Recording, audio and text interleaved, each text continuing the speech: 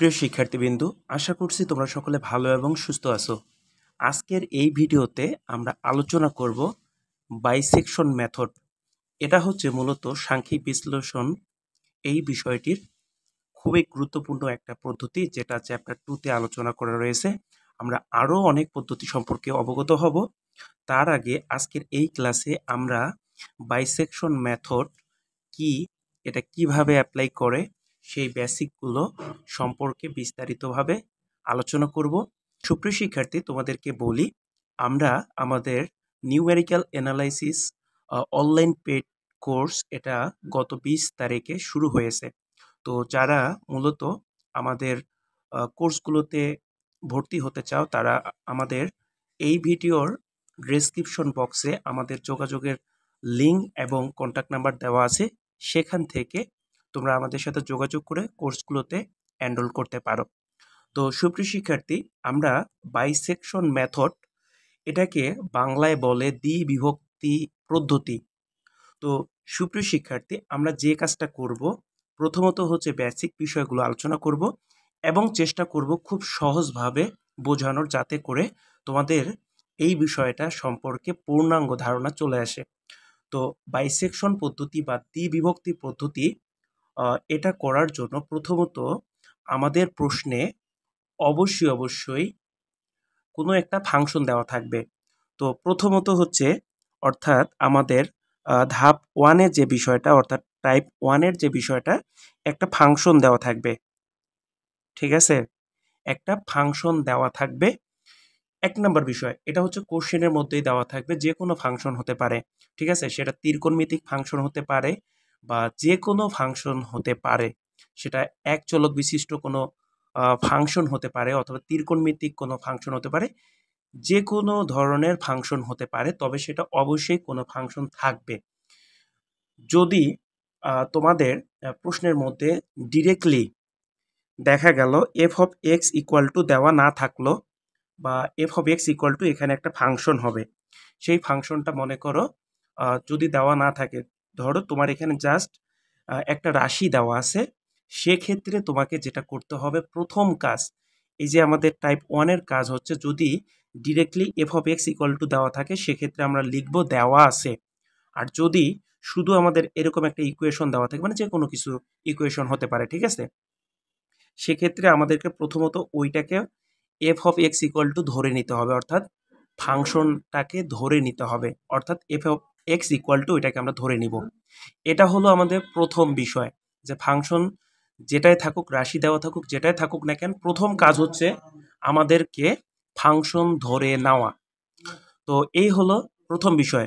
2 number বিষয় হলো যে আমাদের যে ফাংশনটাই দেওয়া থাকুক না কেন, আমাদের যে ফাংশনটাই দেওয়া থাকুক না কেন, সেই ফাংশনটার আমাদের মান বের করতে হবে, অর্থাৎ ফাংশনের 2 নাম্বার বিষয় হচ্ছে ফাংশনের মান নির্ণয় করা, মান বের করা। ঠিক আছে, 2 নাম্বার বিষয় হচ্ছে ফাংশনের মান বের করা। ফাংশনের মান আমরা কিভাবে বের করব? অবশ্যই তোমাদেরকে খুব সহজে ক্যালকুলেটরের মাধ্যমে যে কোনো ফাংশনের মান বের করা যায়। যে কোনো ফাংশন, ঠিক আছে, সেটা ত্রিকোণমিতিক হোক, তারপর হচ্ছে লগারিদমিক হোক, বা যে কোনো ধরনের ফাংশন হোক না কেন, ঠিক আছে, সেটার মান বের করা যায়। সেজন্য তোমাদেরকে অবশ্যই আমাদের এইরকম মানে 991 ইএস সিরিজের যে ক্যালকুলেটরগুলো আছে, ঠিক আছে, যেগুলো হচ্ছে যে দেখতে এরকম আর কি, তো এরকম আর কি একটা ক্যালকুলেটর অবশ্যই তোমাদের থাকতে হবে। হচ্ছে মেন বিষয় হচ্ছে যে তোমরা কিভাবে এই ক্যালকুলেটরের মাধ্যমে যে কোনো ফাংশনের মান বের করবা, সেই বিষয়টা আমরা এখন জানব। তো সুপ্রিয় শিক্ষার্থী, তোমরা দেখতে পাচ্ছ যে আমাদের এই যে ক্যালকুলেটরটা দেখতে পাচ্ছ, এই ক্যালকুলেটরটাতে প্রথমত তোমাদেরকে অবশ্যই হচ্ছে মুটে যাবা। যাওয়ার পরে দেখো 4 নম্বরে আছে রেডিয়ান, ঠিক আছে, অবশ্যই তোমাদেরকে রেডিয়ানে কনভার্ট করে নিতে হবে। প্রথম কাজ, ক্যালকুলেটরটা যে মোটেই থাকুক না কেন, প্রথম কাজ হচ্ছে সেটাকে রেডিয়ানে কনভার্ট করা। কনভার্ট করার পরে এরপরে আমরা যে ফাংশনটা দেওয়া থাকবে সেই ফাংশনটাকে আমরা ক্যালকুলেটরে কি করব, তুলব। যেই ফাংশনে দেওয়া থাক না কেন সেটাকে আমরা ক্যালকুলেটরে তুলব।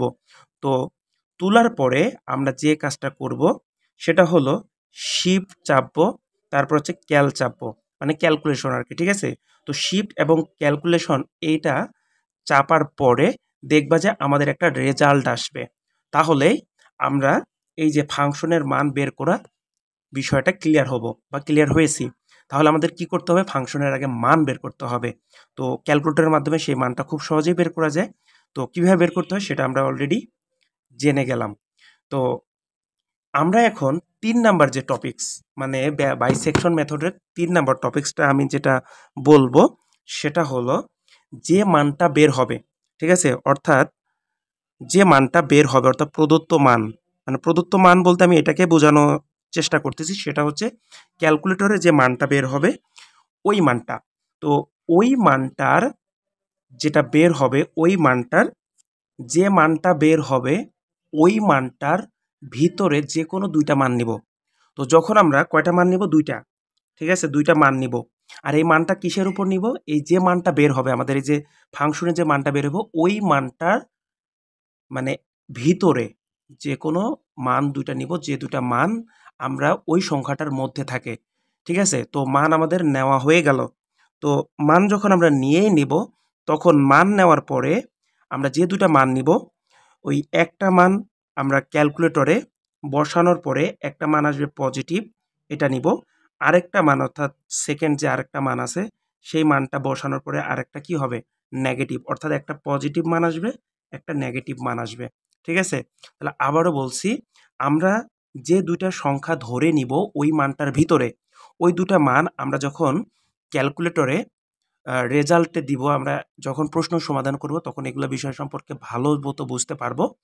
তো সেক্ষেত্রে আমরা সেই মানগুলো বসালে একটা পজিটিভ মান আসবে আর একটা নেগেটিভ মান আসবে।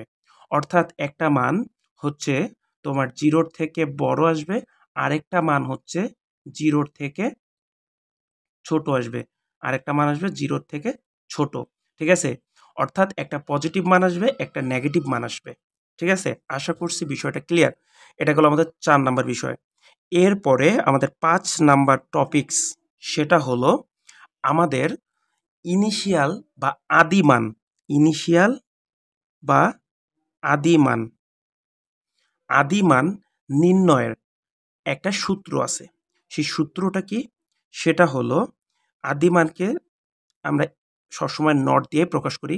যেহেতু আমরা ধরে নিলাম যে একটা এক্স এর ফাংশন আছে, ঠিক আছে, তাহলে আমরা এটা ধরে নিলাম এক্স নট। তাহলে এই আদিমানটা কিভাবে বের করব, আদিমানটা আমরা অ্যাকচুয়ালি বের করব সেটা হলো যে আমরা এই যে যে সংখ্যাটা পাইছি ওই সংখ্যাটার ভিতরে যে দুইটা সংখ্যা, যে 1 নাম্বার এবং 2 নাম্বার, যে দুইটা সংখ্যা ধরবো ওই দুটা সংখ্যাকে যোগ করব, ওই দুটা সংখ্যাকে কি করব, যোগ করব, করে আমরা 2 দিয়ে ভাগ করে দিব। ক্লিয়ার? আবারও বলতেছি, আমাদের ফাংশনটার মান যেটা বের হবে ওই মানটার ভিতরে যে কোনো দুটা মান নিব, ওই দুটা মান আমরা ব্যবহার করার ফলে একটা পজিটিভ মান আসবে একটা নেগেটিভ মান আসবে, অবশ্যই আসবে, ঠিক আছে। এমনভাবে নিতে হবে যাতে আমাদের একটা পজিটিভ মান আর একটা নেগেটিভ মান যাতে আসে, ঠিক আছে, সেভাবে আমাদের নিতে হবে, ঠিক আছে। গেল। এরপর হচ্ছে আদিমান কিভাবে বের করব, ওই যে যে দুটা মান বসানোর পরে একটা পজিটিভ মান একটা নেগেটিভ মান আসলো ওই দুটা মানকে আমরা কি করব, যোগ করে 2 দিয়ে ভাগ করব, ঠিক আছে। ভাগ করলে আমাদের কি আদিমানের একটা রেজাল্ট চলে আসবে, ঠিক আছে। তাহলে আমাদের আদিমান চলে আসলো। এরপরে হচ্ছে আমাদের 6 নাম্বার টপিকস, সেটা হলো যে মানটা বের হবে অর্থাৎ আদিমান যেটা বের হবে এই মানটা আমরা আমাদের যে ফাংশনটা দেওয়া থাকবে ওই ফাংশনে আমরা বসাবো। অর্থাৎ প্রদত্ত ফাংশনে আমরা এক্স নট অর্থাৎ আদি মানটা বসাবো, বসানোর পরে একটা কি পাবো, ফলাফল পাবো, অবশ্যই একটা রেজাল্ট পাবো, ঠিক আছে। তো এইভাবে আমাদের কি হবে, রেজাল্টগুলো কি চলতেই থাকবে।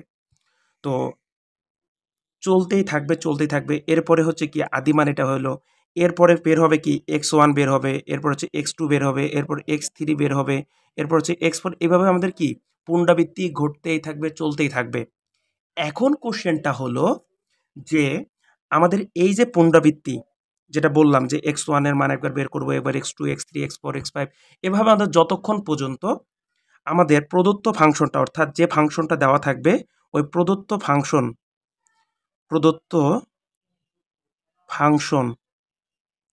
ফাংশন ধরো আমাদের যে ফাংশনটা দেওয়া থাকবে ওই ফাংশনটার মান যতক্ষণ না পর্যন্ত শূন্য বা শূন্যর খুব কাছাকাছি না আসে, ততক্ষণ পর্যন্ত আমাদের এরকম পুনরাবৃত্তি কি করতে হবে, করতেই হবে, ঠিক আছে। তাহলেই আমাদের যে মানটার জন্য, আবারও বলতেছি, যে মানটার জন্য আমাদের প্রদত্ত ফাংশনটার মান কি হবে, 0 হবে, সেটাই হবে আমাদের ফাইনাল ভ্যালু বা চূড়ান্ত রেজাল্ট, চূড়ান্ত ফলাফল। সেটাই হবে কি আমাদের চূড়ান্ত ফলাফল, সেটাই হবে আমাদের আনসার, সেটাই হবে কি আমাদের আনসার।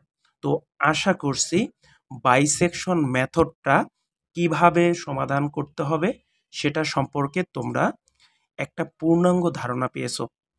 পরবর্তী ক্লাসে আমরা বাইসেকশন মেথডের প্রশ্ন সমাধান করব, ঠিক আছে। আজকে মূলত এটা আমাদের বাইসেকশন মেথডের একটা বেসিক ক্লাস ছিল, যেটা তোমাদের বোঝা খুবই জরুরি ছিল, ঠিক আছে। তো আশা করছি তোমাদের যদি কোথাও বুঝতে অসুবিধা হয়, ঠিক আছে, অবশ্যই কমেন্ট করবা, ইনশাল্লাহ কমেন্টের রিপ্লাই দিব। তো সকলে ভালো থেকো, সুস্থ থেকো। আর যারা আমাদের কোর্সে এনরোল করতে চাও তাহলে ডিসক্রিপশনে দেওয়া নাম্বারে যোগাযোগ করো। সকলে ভালো থেকো। আল্লাহ হাফেজ।